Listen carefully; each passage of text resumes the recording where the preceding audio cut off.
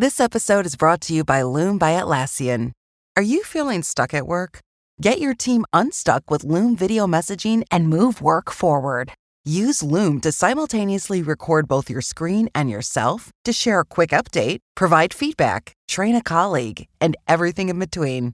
Plus, add Loom AI to your meetings for instant written notes and recordings. Try Loom today at Loom.com. That's LOOM.com. And now, two pigeons who can't believe how good humans have it with DirecTV. These humans are hopping from streaming apps to live sports without batting a wing. All from the DirecTV home screen. With just one click, you could be watching a baseball game, a movie on Netflix, Or a critically acclaimed documentary. You watch documentaries? I love the ones that leave you with a question. What? Exactly. DirecTV, a better way to watch whatever you want to watch. Visit DirecTV.com. Internet-connected Gemini device, separate Netflix membership, and additional paid subscriptions required for third-party apps.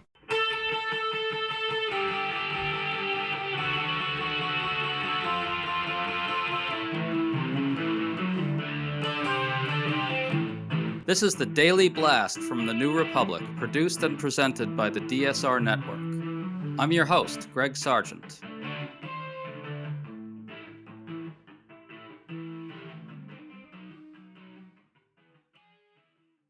By now you've heard that President Trump supposedly paused his tariffs. In reality, we still have a 10% tariff on most global imports. The tariffs with China are through the roof, and the trade war with China has gotten worse, causing markets to plunge once again. Fox News has been struggling to spin Trump's so-called pause as some form of brilliant 11-dimensional chess. But then a Fox business correspondent told the truth. Trump got spooked by the bond markets. This shattered Fox's own spin. Meanwhile, at Trump's cabinet meeting Thursday, his top advisors offered extraordinarily unctuous flattery of him. Put this all together, and we're seeing a level of sycophancy toward the president that's unlike anything we've seen before. So today we've invited on the perfect guest to talk about what this all means, historian Nicole Hemmer, who's written books on the right-wing media and on the Republican Party. Thanks so much for coming back on, Nicole. Thanks so much for having me, Greg. So let's start with this bizarre Fox episode. As Matt Gertz of Media Matters chronicled, Fox personalities have gushed with praise for the tariff pause. Sean Hannity called it the art of the deal and a huge win for the president. Jesse Waters said Trump created maximum leverage for himself. Laura Ingraham called it Trump's 3D chess move. 3D seems kind of low, actually. But then Fox senior correspondent Charlie Gasparino said, wait a minute, the bond market forced Trump's hand. Listen to this, also courtesy of Media Matters. If you have a mass sale of bonds, that means people are losing confidence in the U.S. economy, on the ability to do deals with us. And from what I understand, this is what forced the hand of this 90-day reprieve. Nicole, I want to remind everyone here that this brilliant move that Fox personalities are crowing about undid Trump's own policy.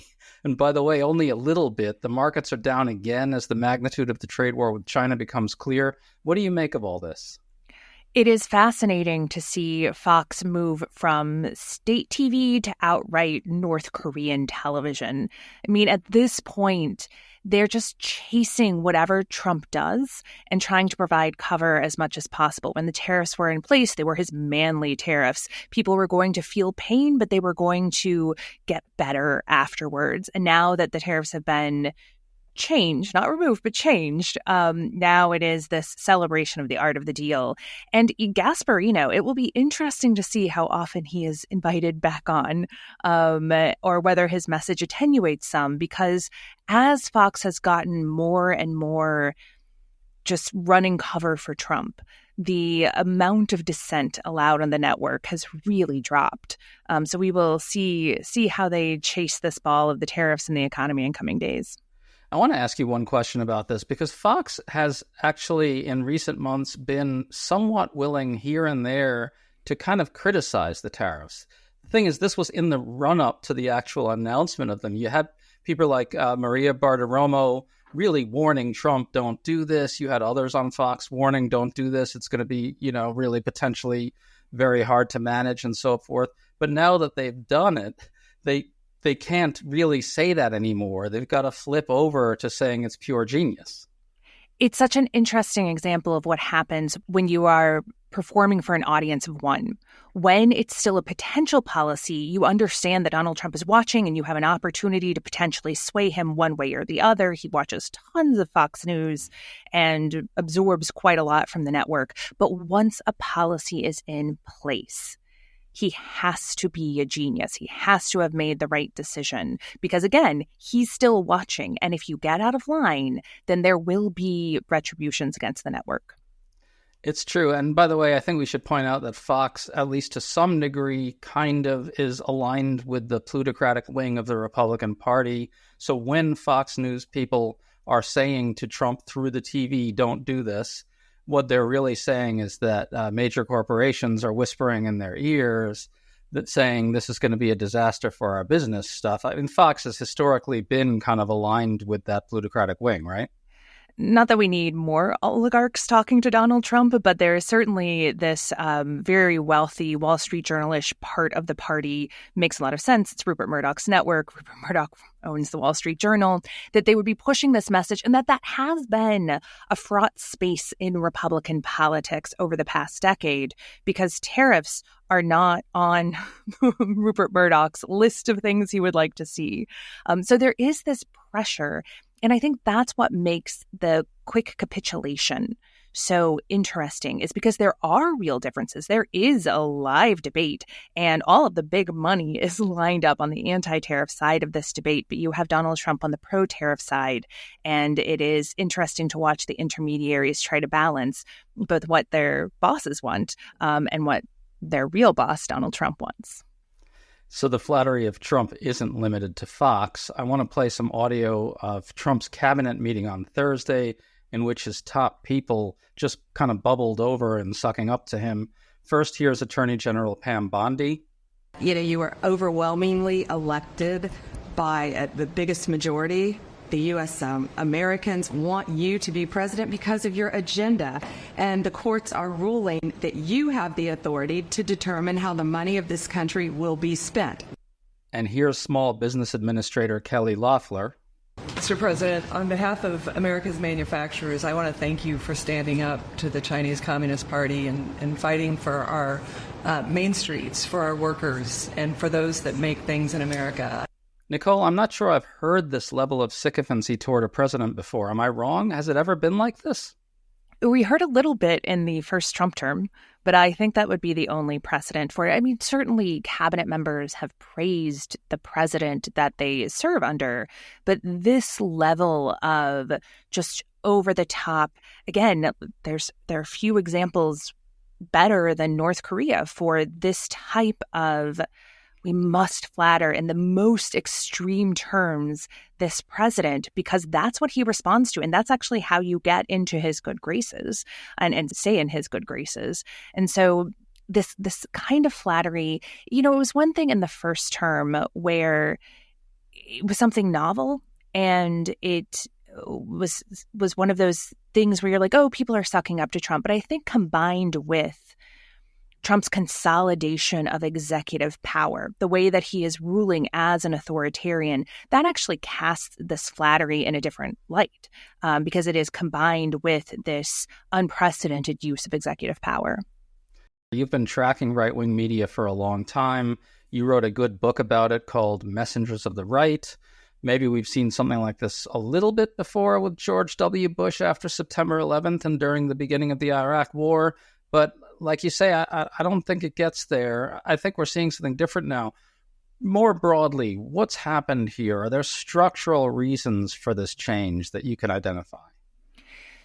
Right-wing media, which I've tracked back since the 1940s, 1950s, it's been around in the United States for a long time, got closer and closer with the Republican Party in the 1990s and the 2000s, as you rightly point out. There is something different. Is it structural? It's structural in the way that Donald Trump being president makes it structural. He has been this not polarizing, but almost congealing force within the Republican Party. He has become its new center.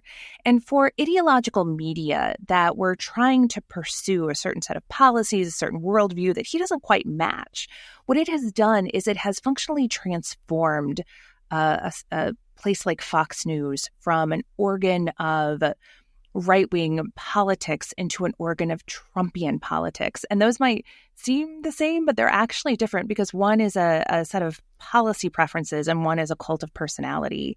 And, in part, what is structural about it is that the audience for Fox and right-wing media have become so loyal to Trump themselves that when these outlets cross Trump, they lose market share. They lose their audiences. In the aftermath of the 2020 election, Fox News saw real competition and lost like 1 million viewers until they got back in line. And that economic incentive is pretty powerful. I'd like to clarify for people what you're saying there. After the 2020 election, when Trump started really contesting the outcome, Fox News kind of got in trouble because on election night, they correctly called Arizona for Joe Biden. That's when they really started to lose market share to Newsmax. And we saw in the lawsuit that was brought by Dominion against Fox News that top Fox News personalities were in a rampant panic about what was happening, that the network had erred by telling the truth to Fox viewers about Trump and the 2020 election. In retrospect, that really looks like a kind of turning point, doesn't it, where we crossed over into this new kind of cult-like adulation of Trump that wasn't quite there before. Can you talk a little bit about that? Absolutely. I mean, Fox was built on this kind of fiction that there was a wall of church and state between its news division and its opinion division. And the opinion division could go crazy right-wing, but it would have a real news-gathering organization. And especially on election night, they would be reliable. They would be the place that you could turn into to watch election results, that you could trust them. And what you saw after election night 2020 was Fox being forced to make a choice, choosing to report accurately what was happening in the election, paying an enormous price from it, and learning a lesson, learning that in the future they wouldn't be able to cross Donald Trump in that way. And so, again, I don't actually think that there was that kind of clean division between opinion and news on Fox, but 2020 was a real turning point in that whatever separation there was, it functionally collapsed after that. Unbelievable. It seems to me we're in this weird place, though, where the sycophancy can't really hold. The Bulwark's Sarah Longwell just reported that she's done focus groups of people who voted for Joe Biden in 2020 and moved to Trump in 2024. There's a lot of angst about the tariffs. These voters just don't understand the point of them. And then there's new reporting that farmers are getting more panicked about a protracted trade war with China, which is where they export a lot of their product. The president of the American Soybean Association said this, quote, "If this lasts long term, we're going to have a significant number of farmers going out of business," close quote. These types of voters are sort of on the periphery of MAGA in a sense. They're like the less committed sort of outer tier, whereas the molten core of MAGA is the Fox audience and its sycophants. But at the same time, some of these on the outer tier are also Fox's audience, right? And so how does Fox manage this? Can it hold everything together? It's going to be a fascinating test. I mean, all of this is a fascinating test of exactly how firm Trump's control over people actually is. That molten core is, as its name suggests, untouchable. You're probably not going to be able to penetrate and actually get accurate information and accurate understanding of the world into that. That outer core, though, when it feels the pain of these tariffs, when it touches their lives personally, what I think you're going to see from Fox News is what you saw prior to the easing of the tariffs over the past day or so, which is it tried not to talk about it at all. It tried to feed culture wars stories into its audience to distract them, to give them something else to focus on, to give them someone else to hate. And that is going to be the challenge for that outer edge that is going to be feeling the pain of the Trump economy in the months and years ahead is, can journalists and activists and liberals and Democrats, can they get the story of the cause of that pain into that outer core? Or will Fox be able to win them over by selling them a story that isn't true, but feels good enough that they will stick with Trump? Spring is finally here. For us in DC, that means cherry blossom, warmer weather, and more breaking news each and every day. To stay up to date on all the news that you need to know, there's no better place than the DSR Network. And there's no better way to enjoy the DSR Network than to become a member. Members enjoy an ad-free listening experience, access to our Discord community, exclusive content, and more. Use code DSR2025 for a 40% off discount on sign-up at thedsrnetwork.com/buy.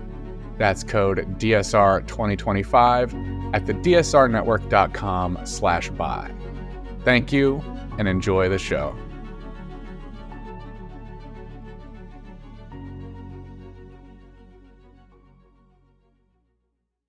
Yeah, it seems like we're seeing a bit of a test of that right now. Just to go back to this kind of outer core of maybe less committed Trump voters, the ones who voted for Biden in 2020, moved to Trump because of the cost of living crisis, maybe farmers who have some sort of sense that trade wars really are terrible for their bottom line.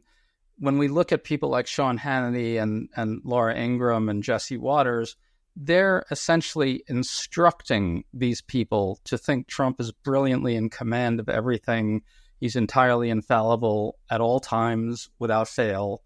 But they can see that he's not, and that he's just unleashing all this destructive chaos.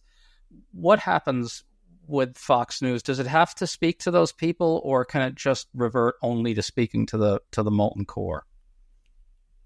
I'm not sure how it's going to navigate this, because we didn't have a crisis of quite this scale. Well, maybe around COVID, we had a crisis of this scale, right? The people needed real information about the world, and Fox needed to give it to them, even as the president was saying inane and wild things in his press conferences on a regular basis. And that, too, is instructive, because for a while, there was good information that was getting out. Fox decided that it was going to give people good information from the CDC and the NIH about health. This was, of course, before the 2020 election. So it was before Fox was sort of corralled by Trump and his followers. But I think that could be what we see, is that in periods of extreme pain, you might have some of those voices like Gasparino come on and say, wait just a second, this person is destroying the very basis of the modern U.S. economy, and things need to get back in line. But in the long run, I think what you will see is a set of stories and conspiracy theories meant to draw people back in the same way that they were drawn back in after about 6 months or so of coverage of the pandemic.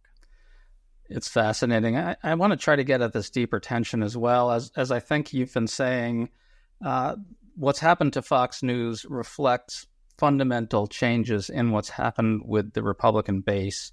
It's now really just loyal to Trump in a way that we haven't really quite seen before. And yet at the same time, we're in the middle of something approaching a crisis for a lot of these very people, right? And Fox News has to figure out what to do about that.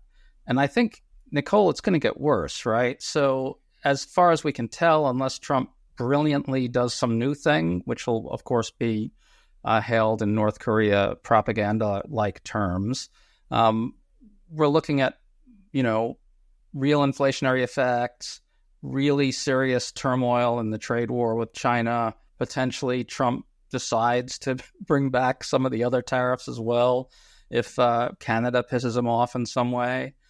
So it will get worse, right? The tension for Fox News will get worse, won't it? It will. I mean, the tension will get worse, and so will the economy, and so will the lives of the people who have been supporting Donald Trump. I'm reminded of something that David Roberts wrote the other day, where he said, trauma doesn't tell its own story. As things get worse, it will not automatically be clear to everyone that they are getting worse because of the choices that Donald Trump made.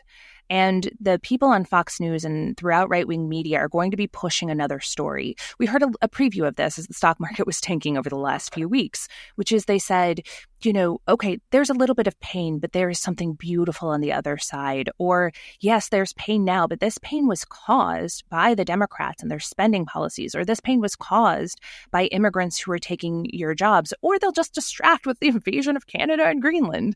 There are ways that authoritarian governments keep control over their people, even during periods of extreme economic crisis, and in fact are able to consolidate their power and their propaganda instruments in periods of extreme economic crisis. And so that's why Fox News is particularly important to watch in the months and the years ahead, is because they are a key source of message control for a government that is trying to control basically everything. I want to try to close on a slightly optimistic note, which is this. The tariff story, I think, illustrates that the press in this country actually remains robust and independent. If you look at the polls, we've actually seen a significant shift in public opinion against the tariffs. And the reason for that, I think, was mainly press coverage and noise from the opposition, meaning the Democratic Party.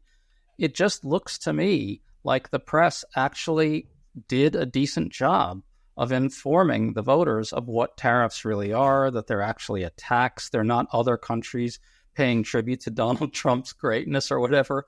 And so, you've got Fox News, as you say, kind of functioning as authoritarian state media, but at the same time, its influence is actually somewhat limited precisely because the rest of the press, despite Trump's threats and his, shakedowns and all the rest of it, has actually been informative and robust and independent. Can you talk about that a little bit? The thing that has been so fascinating about the tariff story is it's a reminder that the economy is one of those issues where journalists feel like they can actually tell the truth. They won't do it on what they see as culture war issues. They won't do it on what they see as purely political issues. But when it comes to things like tariffs and the stock market crashing and the structure of the global economy, they feel like they can tell the truth about that. And when they do, it matters. And you also see Democrats stepping up and talking about whether it's oligarchy or the cost of the tariffs. And I think it's that combination. It's all of these different sources of the power of civil society that has not yet been blotted out, combined with something like the economy where people can open up their 401ks and see, wow, I lost a lot of money over the last 2 weeks. And so that intrusion of reality, along with good reporting and an opposition actually speaking up, that matters. And I think it gives us a roadmap moving forward for what we are going to need to counter not just issues on the economy, but this entire political agenda that the Trump administration is pursuing. We're in the middle of an unprecedented amount of power for right-wing media, but at the same time, we're going to discover, I think, that its power is not limitless, right? That's right. It's not limitless. And I think that is the optimistic note, or that is actually just like the note of reality in all of this. Part of authoritarianism is the ability to project absolute power. And Trump has consolidated a lot of power, and Fox News has a lot of power, but they don't have everything. And in a society like ours, people still have a tremendous amount of power, and we should be using it right now, every day, at every possible opportunity, because that is how you both wind that authoritarian power back and break the myth of absolute power that they're trying to sell. Nicole Hemmer, it is an enormous pleasure to talk to you again. Thanks so much for coming on. Thanks for having me. You've been listening to The Daily Blast with me, your host, Greg Sargent. The Daily Blast is a New Republic podcast and is produced by Riley Fessler and the DSR Network.